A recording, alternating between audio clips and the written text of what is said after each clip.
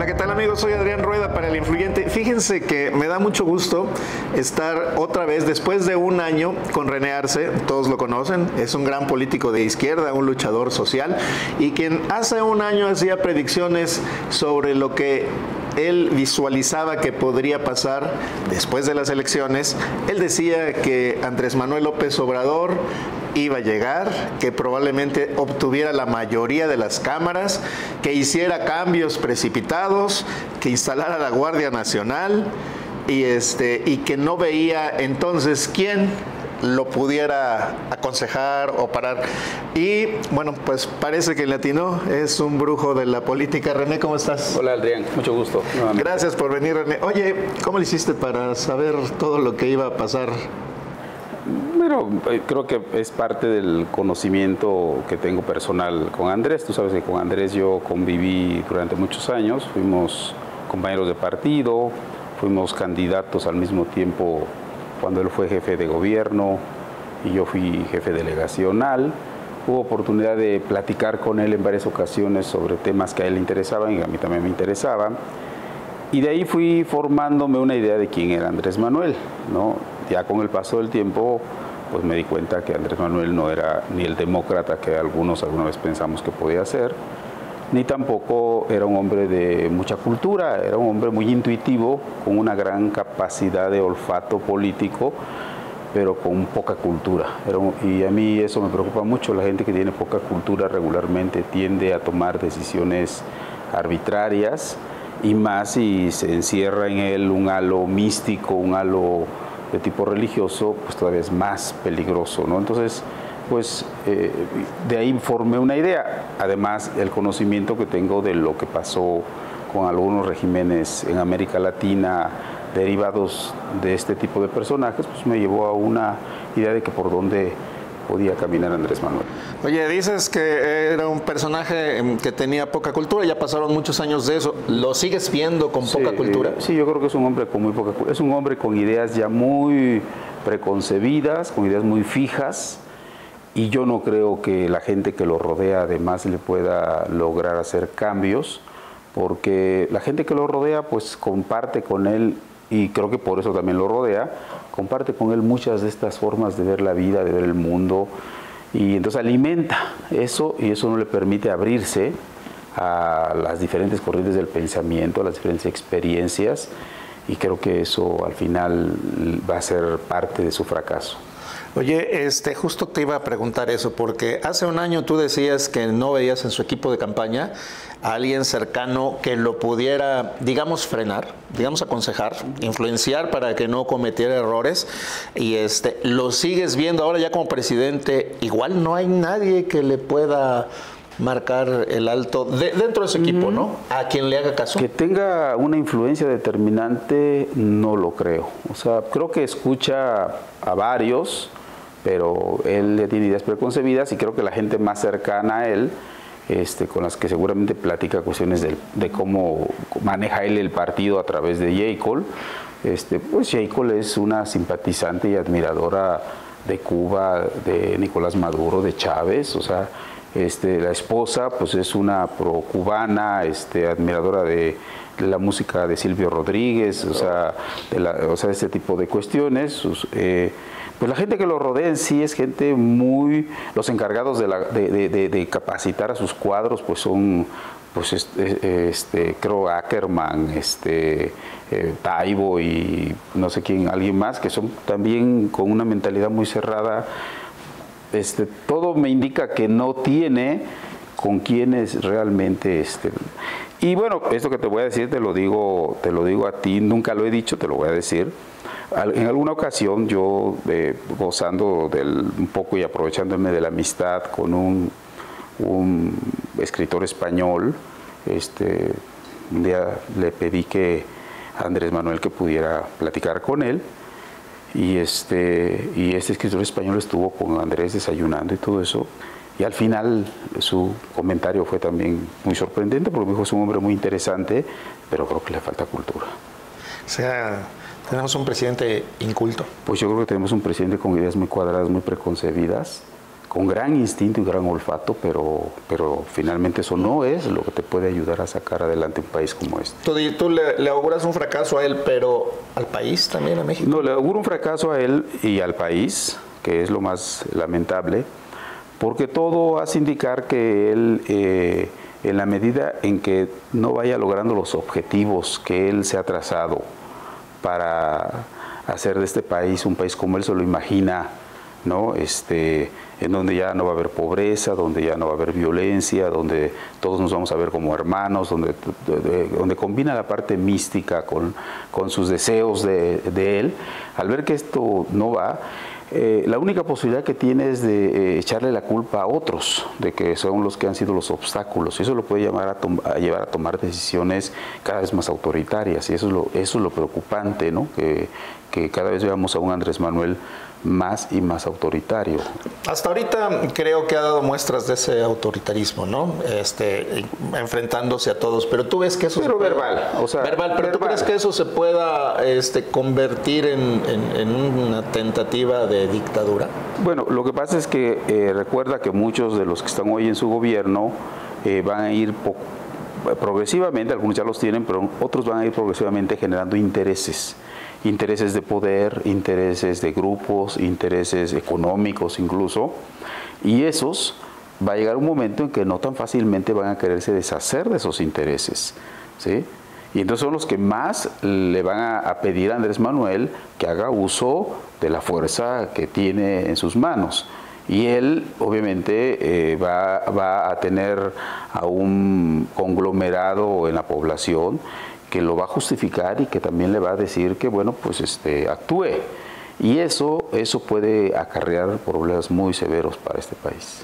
¿Tú verías una reelección o más bien la prolongación del pejismo durante algunos sexenios? Mira, yo creo que como corriente política ellos van a tratar de estar un buen tiempo en el poder.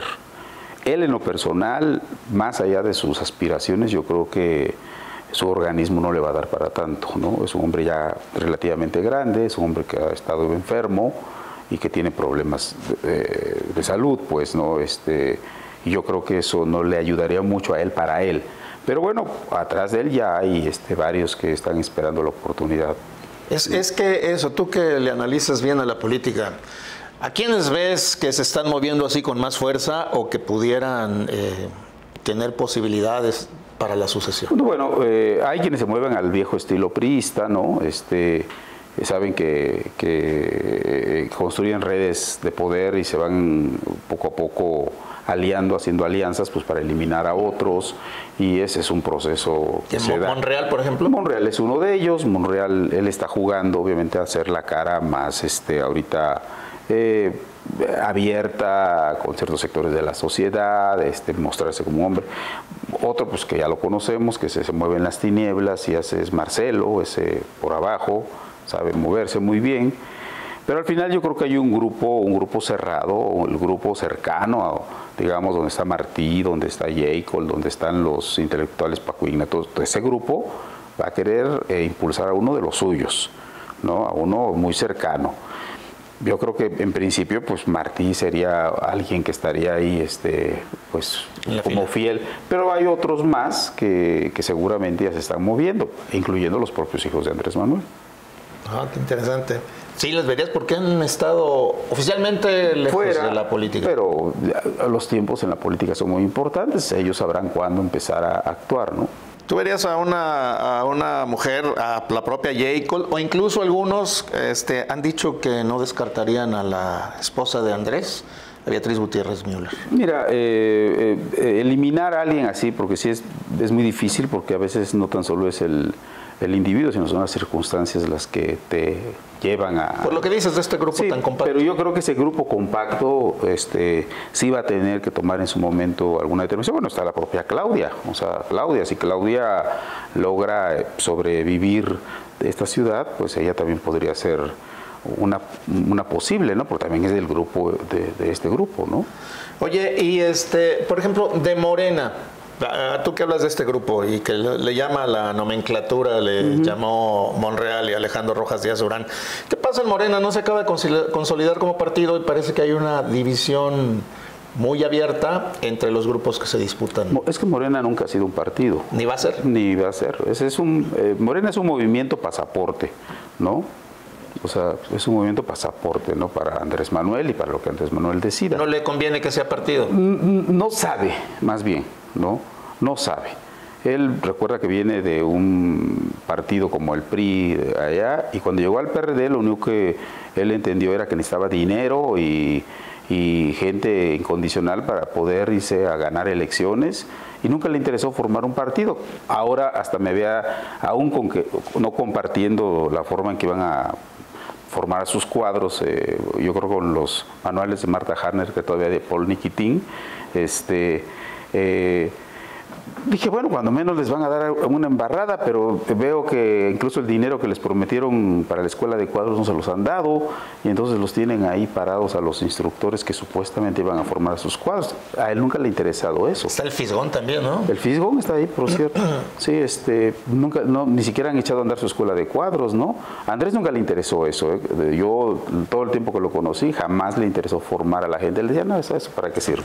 Oye, a ver, acabas de decir que a Andrés le interesaba el poder y le interesaba el dinero. El dinero para operar. O sea, él lo que necesitaba era dinero para operar. O sea, yo jamás diría que fue un dinero para él o algo así. No, nunca conocí eso. Pero de que le interesaba tener dinero para operar, le interesaba. Y él no le importaba si las prerrogativas que se daban a los estados, él los concentraba, aún violando la ley. Él decía, venga todo el dinero para acá, porque yo lo necesito para formar brigadas propagandísticas, propaganda, bla, y era lo que le interesaba. Fuera de eso, lo demás, todas las demás actividades, a él no. Como quiera, eso no es muy honesto, como él pregona, ¿no? De hecho, que no se lo guarde en la bolsa no quiere decir que no se lo... Bueno, por supuesto que fue una violación a la ley. Simple y sencillamente el dinero, por ejemplo, de la Ciudad de México era de la Ciudad de México, y para que la Ciudad de México se aplicara aquí, y él decía, ese dinero viene para el centro. Por cierto, Ruth Zabaleta era secretaria de Finanzas, se opuso terminantemente a eso y terminaron destituyéndola a Carlos Simas y sus cuates, precisamente porque se negó a entregarle el dinero a Andrés Manuel para sus brigadas del Sol y eso. Ella dijo, no, la ley lo prohíbe, ¿no? Pasó por encima de los propios que se oponían. Ahí él no tenía sobre eso. Teniendo él mayorías y teniendo él hace lo que considera. No tenía problema en eso. Oye, y ya que, como lo describes, ahorita es muy fuerte con su partido, con todo el poder que tiene, la oposición, ¿cómo la ves? Por ejemplo, al PRI, ¿sí crees que haya algún contrapeso que lo pueda frenar en algo? Mira, el PRI en eso ellos saben moverse bien. Pero saben también que el manotazo del presidente es el manotazo del presidente, y eso también lo tienen muy bien aprendido. Son como esos niños que agarran a nalgadas desde chiquitos y que después basta con que les enseñen la mano para que inmediatamente se calmen, ¿no? Entonces ellos van a patalear ahí donde puedan, donde les den oportunidad, pero no van a hacer más, porque saben que la cola es enorme, ¿no? Y el hacha está pendiente para irse cortando de pedacito en pedacito esa cola, ¿no? Entonces es muy difícil para el PRI ser una verdadera oposición. Eso no quiere decir que no haya algunos personajes en lo particular que pudieran en algún momento, pues, poder, pero lo veo complicado. Oye, ¿y los empresarios crees que sean un contrapeso? Yo creo que los empresarios sí, sobre todo aquellos empresarios que han hecho sus fortunas a partir de su trabajo y no deberse a los contratos gubernamentales. Yo creo que eso sí, yo creo que van a surgir empresarios en su momento, como surgieron Cloutier o como surgieron muchos empresarios del norte sobre todo, que bueno, pues sí ven como un problema lo que está sucediendo en este país y que en cualquier momento pues van a dar la cara. Bueno, Hoyos es uno de ellos, está ahorita intentando ser una Coparmex, ¿no? Ser una contraparte, digamos, ¿no? Creo que no lo ha hecho mal. Habría que ver si otros empresarios empiezan en su momento también, porque saben que va empezando y tampoco son suicidas como para luego entrando, ¿no? Enfrentarlo. Pero entonces tú ves que más bien sea por el sector empresarial donde pueda haber oposición. Creo que también hay un sector de los medios de comunicación que empieza cada vez a tener más voz en relación a muchas cosas que están pasando, y yo creo que también va a avanzar eso, porque finalmente no olvidemos que muchos de estos medios tienen sus relaciones con medios norteamericanos, etcétera, de otros países, que la libertad de expresión y la democracia son valores fundamentales. Oye, medios, ha habido una actitud, cuando menos muy agresiva del presidente en general hacia los medios críticos. Mira, lo preocupante más bien es que él utilice la investidura, el poder que tiene, ¿no? Porque yo digo, él tiene todo, sí tiene el derecho a debatir y tiene el derecho a discutir temas, tampoco se trata. El problema es la forma en que usa su investidura, ¿no? Para criticar. Me parece que él tendría que cuidar esas formas sin decirle que se mantenga callado, porque yo creo que es hasta sano a veces que él entre a una discusión con datos y con cifras, ¿no? Al final, bueno, la verdad se va a salir y él, por más que crea que su palabra es la ley, pues va a llegar un momento en que eso va a quedar de manifiesto que pues se equivoca, ¿no? O sea, a pesar de que ahorita en lo que se ve el presidente se va imponiendo en todos lados, esto apenas comienza, ¿no? Sí, esto falta mucho camino. No, yo acabo de decirles hace poco a unos compañeros, a un grupo de compañeros que estaban un poco jóvenes, sobre todo que estaban un poco desesperados, les dije, no, compañeros, esto es un asunto de paciencia, prudencia, ¿no? Porque si no, de lo contrario, se van a frustrar, y la política no es para frustrarse, la política es para disfrutarla. Entonces disfruten la política. Estamos viviendo una época de la política que debemos sentirnos afortunados de poder vivir épocas en nuestro país todavía en la que tenemos la capacidad de analizar y dar nuestros puntos de vista. Entonces no nos desesperemos. Hubo otras épocas en que eso no era así, y entonces ahí sí se desesperaba uno porque no encontraba uno por dónde. Sí, tú fuiste testigo de eso, ¿no? Oye, entonces, para los que no están muy conformes con la administración del PG, pues que se calmen, todavía puede haber... Sí, hay muchas maneras hoy de poder... Un individuo puede, incluso si tiene la suficiente capacidad, inteligencia y preparación, desde una página de un medio electrónico, generar una opinión, y seguramente al rato tendrá 50, 60, 70 personas que lo sigan, si no es que se puede volver como los youtubers virales, ¿no? Entonces hay muchas posibilidades. Entonces, ahora, no quieran que esto vaya a cambiar de la noche a la mañana. El pejismo no es un fenómeno que se dio de un día para otro, como otros personajes. No, el pejismo tiene historia, tiene arraigo, tiene toda una incluso connotación mística, religiosa, que no se puede dejar de reconocer. Entonces va a tardar que eso también se vaya deslavando, y entonces hay que ser prudentes y pacientes. Oye, bueno, eso es a nivel federal. A nivel local, ¿cómo ves a Claudia, que ya tiene unos mesecitos, ya cuando menos ya tuvo que haber dado una muestra para dónde va, y mucha gente no ve que camine? ¿Tú cómo la ves? Mira, Claudia es una mujer que yo particularmente le tengo cierto reconocimiento, primero porque la gente que sabe lo que es la ciencia, ¿no? Que sabe lo que es ensayo y error, ¿no? Lo que sabe que hay cosas que no se pueden mantener todo el tiempo y que tienen que ser cambiadas a partir de los errores que se muestran, puede darse cuenta en muy poco tiempo que muchas de las cosas que ella pensaba que podía hacer de manera fácil no es así, ¿sí? Que no es tan sencillo, que hay temas en esta ciudad que son muy profundos y que se tienen que tomar medidas también con una gran capacidad técnica, científica, y ella está cerca de eso. Ella puede aprovechar el conocimiento que esta ciudad tiene para resolver problemas como el del agua, resolver problemas del tráfico, incluso de la inseguridad. Yo espero que en muy poco tiempo ella ya pueda hacer uso de ese método científico, ¿no? Y pueda empezar a desarrollarse mejor. Nos conviene a todos, ojalá y lo haga.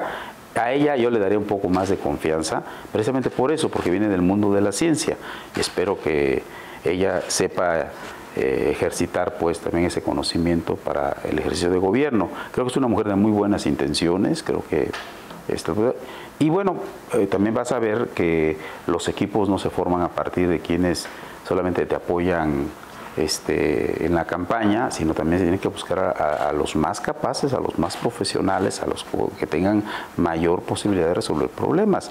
Ella también yo creo que está en la curva del aprendizaje. Se aplica eso que dices tú del ensayo de error, pues se va a despachar a medio gabinete, porque la verdad es que no están dando seguramente lo va a tener que hacer en su momento, porque cometió el error desde mi punto de vista de no haber seleccionado adecuadamente a muchos, ¿no? Y se dejó llevar un poco por quienes estuvieron con ella en un proceso de campaña. Y formar un gabinete, saber manejar presupuestos, resolver crisis, si eso no lo sabe hacer un gobernante, va a ser un mal gobernante, ¿no? Entonces ella debe de saber que el gabinete es clave y que si no tienes un buen gabinete, difícilmente vas a poder hacer un buen gobierno. O sea, hay probabilidades de que cambie si aplica el método científico que mencionas tú. Oye, a ver, vamos a hablar ahora un poquito de tu ex partido que fundaste, del PRD. Está pues prácticamente desaparecido, tú que eres fundador del PRD, pero sobre todo la corriente nueva izquierda, que parece ya no es lo mismo que cuando tú estabas, ¿no? Con los chuchos. Mira, el PRD sufrió, como lo dije allá en el 2012 cuando yo me retiré, un proceso de degradación que se fue profundizando. Yo advertí que el PRD, en el momento en que aceptó que el dinero era la clave para accesar a cualquier cargo, a cualquier candidatura, a cualquier posición de partido, en ese momento el PRD perdió toda razón de ser. O sea, porque pues fue el dinero, don dinero llegó a mandar. Y por supuesto los que llegaron a mandar fueron los que tenían dinero, ¿no? Y eso se vio cuando expresiones que obtenían dinero de cantidades impresionantes de todos lados, pues empezaron a mandar en ese partido, ¿no? Y fueron marginando a todo mundo, eran ellos los que ganaron. Entonces, pues ya no había mucho que hacer, entonces había que retirarse. Y bueno, pasó eso, o sea, se degradó a tal nivel que pues hoy es lo que es el PRD. Ahora, ¿qué es lo valioso del PRD? Pues lo valioso, por supuesto, es muchas personas que en muchos lugares todavía creen en esas siglas, creen en ese partido, pero lo más valioso yo creo ahorita es su registro, ¿no? En términos estrictos, ya poniéndonos así, en términos muy materialistas, lo valioso de ese partido es su registro. Ajá. No olvidemos que es el registro del Partido Comunista. Sí. De un partido, ahí está la historia de la izquierda, ¿no? De un partido que este año está cumpliendo un siglo de haberse fundado. El Partido Comunista se fundó en 1919, ¿sí? Y estamos en el 2019, o sea, hace un siglo se formó ese partido. Y logró un registro muchas décadas después, y ese registro lo cedió después al PSUM, al PMS y finalmente al PRD. Es el registro del PRD. Entonces, creo que valdría la pena, y creo que hay una reflexión interna que he seguido y que me da gusto, que espero que no sea una simulación, estén poniendo el registro al servicio de nuevas causas, ¿no? Es lo que te iba a preguntar, ¿para qué alcanza ese registro de la izquierda histórica del país? Para llamar a hombres y mujeres en este país que fundamental vienen de dos grandes expresiones, la liberal, democrática, que las hay, y la socialdemócrata. Me parece que esas dos grandes expresiones tienen que sentarse a platicar, ¿no? Sentarse a diseñar, a construir un proyecto de nación, ¿sí? Y ocupar los espacios políticos que se puedan ocupar, y para eso se requiere un partido, se requiere un registro, ¿no? Y yo creo que el PRD está obligado en términos políticos, si existe todavía ahí cierta capacidad de reflexión, de autocrítica, a poner al servicio ese registro de este tipo de posibilidad.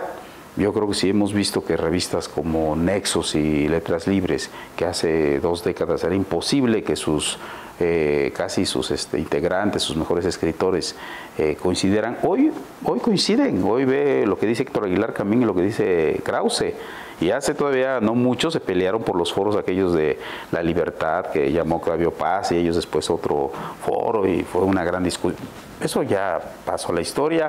Hoy quienes eran medios nacionalistas han aceptado que estaban en un error, y quienes eran extremadamente liberales se dieron cuenta que el neoliberalismo tampoco fue la solución a muchos problemas. Entonces, creo que ha llegado el momento de que esas expresiones puedan sentarse a dialogar y tener un espacio político para poder salir adelante, y el registro del PRD puede ser eso.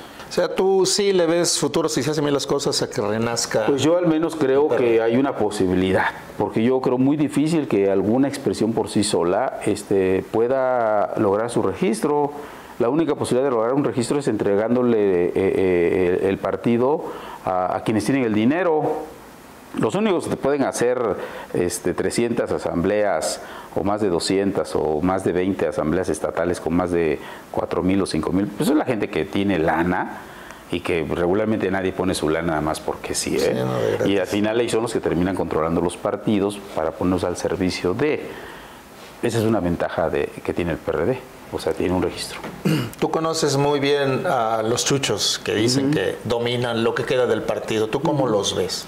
No, yo creo que es una expresión, orgánicamente quizás sí tengan un control en determinados lugares, pero políticamente tienen un problema muy grave. Todo lo que huela a chuchos es visto como algo no presentable en la política que hoy se necesita. O sea, ellos lo saben además, ¿no?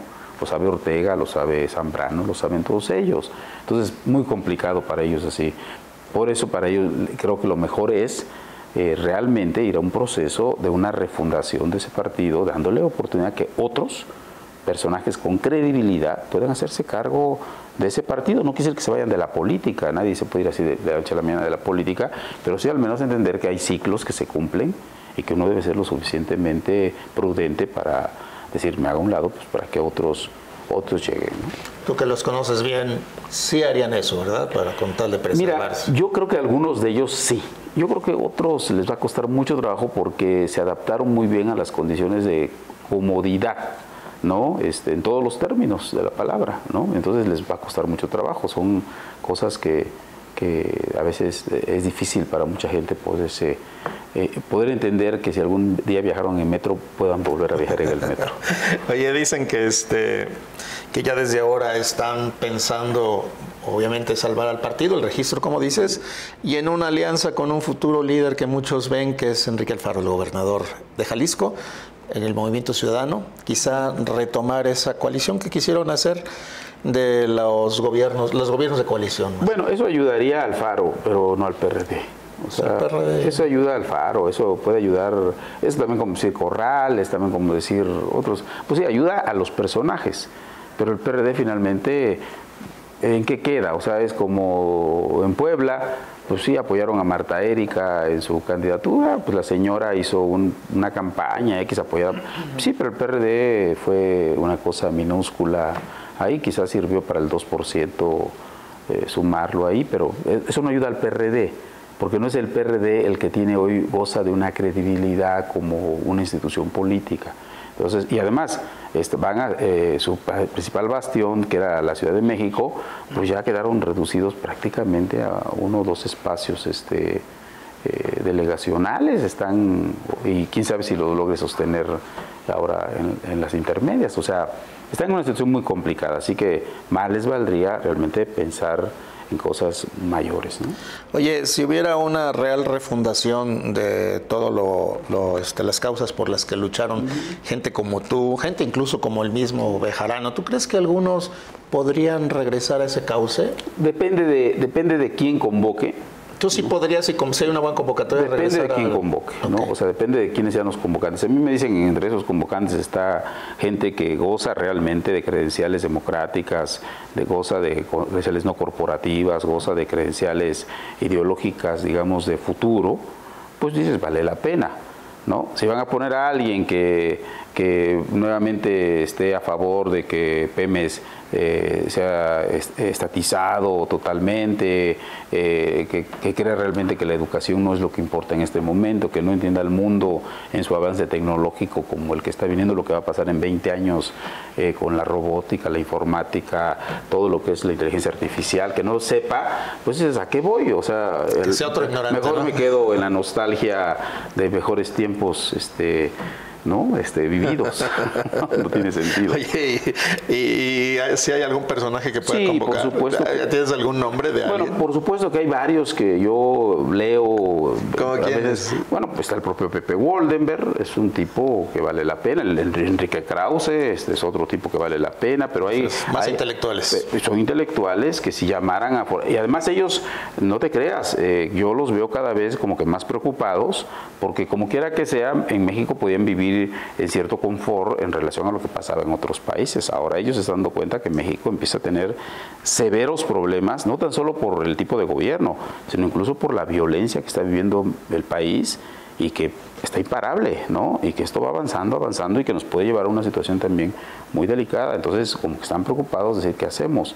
A mí me parece que ellos podrían generar lo que en algún momento Octavio Paz también allá en los años 60 también hizo, ¿no? De llamar a un movimiento de liberación, de juntar gente como Carlos Fuentes, a Villora, que se reunieron a diseñar incluso la posibilidad de un partido que después Eberto lo siguió con lo del PMT, pero no se nos olvide que muchos estuvieron en esa mesa, y entre ellos ni más ni menos Octavio Paz y Carlos Fuentes, ¿no?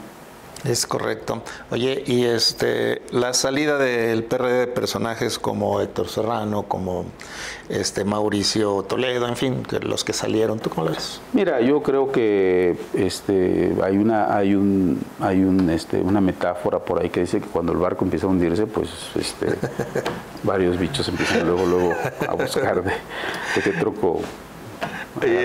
No me puedo concluir sin preguntarte algo, porque tú fuiste jefe de delegación de Iztapalapa, esa zona la conoces muy bien, era pues tu terruño prácticamente, ¿no? Ahora está Clarita Brugada, que se me hace que trabajó contigo. No trabajó, pero la conociste desde hace mucho. La conocí perfectamente. ¿Cómo la ves? Porque ya por segunda vez está. Bueno, es una desgracia lo que está pasando en Iztapalapa, ¿no? O sea, hoy es una delegación donde hubo un tiempo en que se llevó la cultura de la legalidad, del orden, del desarrollo, y hoy nuevamente Iztapalapa es verdaderamente invivible. Yo realmente veo a esa gente en condiciones muy lamentables. Ahora ya hay asesinatos hasta en masa en Iztapalapa, ya es una cosa verdaderamente terrible. Tú vas a la delegación y está saturada la delegación de puestos, de comercio, de todo eso, de ambulante. Pues no hay control, no hay orden, no hay ley, no hay nada. Ellos piensan que esa es una manera de gobernar, ¿no?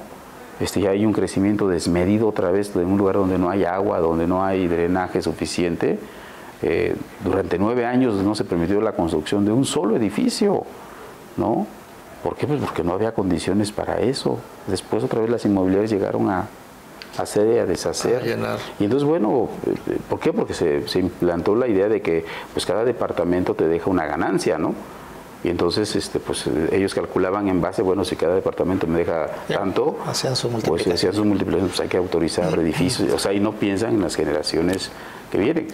El agua es otro problema, ¿no? Sí, yo me acuerdo cuando tú fuiste delegado, solicitaste la presencia del ejército en las calles para vigilar. ¿Tú estás de acuerdo que la Guardia Nacional esté en las calles de la ciudad? Mira, yo solicité al ejército, pero primero lo solicité, porque, te vuelvo a repetir, nadie me hizo caso cuando les demostré que en la Ciudad de México estaban infiltrando ya los cárteles, estoy hablando del 2000, y se los demostré llevándoles libros de ese tamaño llenos de droga, que yo mandaba a comprar a las tienditas de todo tipo de droga, les demostré, les dije, miren, aquí están las fotos, aquí venden, o sea, están infestando esta ciudad. Y el día de mañana esto va a traer como consecuencia la aparición de grupos violentos. Se lo dije. Me dijeron que no me metiera en eso, que eso no era mi problema, que yo debería. Y acudí a todas las instancias, locales y federales. Cuando ya vi que era imposible que me hicieran caso, muchos de los que están, por cierto, hoy otra vez gobernando, entonces fui a ver a los militares y les dije, miren, yo tengo varias colonias a las que no puedo entrar, porque están controladas por la delincuencia. Entonces requiero que me presten, ¿no?, soldados, pero particularmente médicos, ingenieros, gente, albañiles, todo eso, y que entren en lo que se llama el servicio social de los soldados, claro, apoyados por soldados que los vayan a cuidar. Y eso, afortunadamente, el general que estaba al mando entendió mi llamado y sí me envió 1000 soldados. Y entramos y recuperamos las colonias. Yo les dije, yo no quiero que sustituyan a mi policía. Yo tenía mi propia policía, mi policía local. Fui el primer delegado que tuvo su policía, que se la saqué a fuerza al jefe de policía, pero yo les pagaba. Entonces, por lo tanto, respondían a mí. Pero los soldados me fueron sumamente útiles al entrar a hacer su servicio social, pero atrás iban soldados armados cuidándonos, y eso es bueno. No era un asunto de militarizar, porque yo sabía que no era, pero de que te pueden ayudar, te pueden ayudar. Ah, claro, ya con la y entonces, pero siempre y cuando cuentes con una cosa, el apoyo de la población, una propia policía realmente tuya, vinculada a la ciudadanía, y sobre todo con que implementes la cultura de la legalidad. Lo que Andrés nunca ha entendido es que la cultura de la legalidad es, como dice él, decía o dice el ex alcalde de Palermo, ¿sí? Decía, es como un carro romano, ¿sí? Que tiene 2 ruedas. Por un lado la fuerza y por otro lado la cultura. Si solamente haces girar el de la fuerza, lo único que va a hacer es que se dé la vuelta a la carreta así, en un eje. O si solamente te metes a la cuestión cultural, pues también da la vuelta nada más. Tienes que saber utilizar las dos, cultura y fuerza.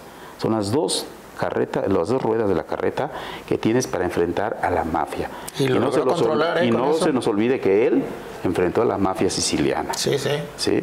Entonces, digo, yo incluso invité al exalcalde de Palermo, estuvo en Iztapalapa. Sí, me acuerdo. ¿Sí? Entonces, diseñamos una estrategia nosotros que desafortunadamente después abandonaron. Hoy están pagando las consecuencias de no haberle hecho caso en su momento a lo que era algo que iban haciendo, ¿sí? Y que ahora se ha convertido pues en el factor, yo diría, más importante. Sí, me acuerdo que tú peleabas por la cultura de la legalidad y Marcelo Ebrard por la cero tolerancia.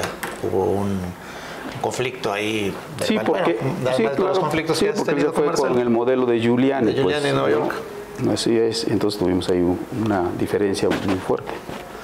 Muy bien. Oye, René, yo la verdad que te quiero agradecer mucho porque fuiste la entrevista número 1 del Influyente y ahora a un año, y Brujo además. Brujo desde entonces, desgraciadamente, se hizo realidad lo que tú predijiste para Iztapalapa, para la ciudad, los cárteles. Si no se atendía esta cultura, pues se está viendo.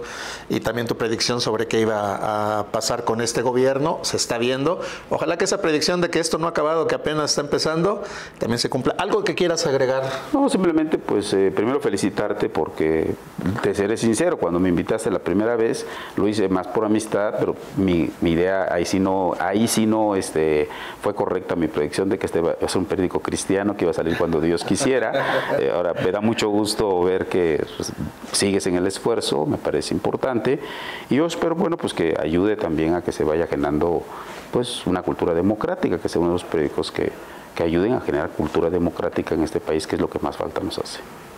René, muchas gracias. René Arce, un gran luchador de izquierda que por lo que platicamos ahorita pues no anda desaparecido, a lo mejor pronto lo vemos por aquí otra vez, depende cómo se den las cosas. Gracias.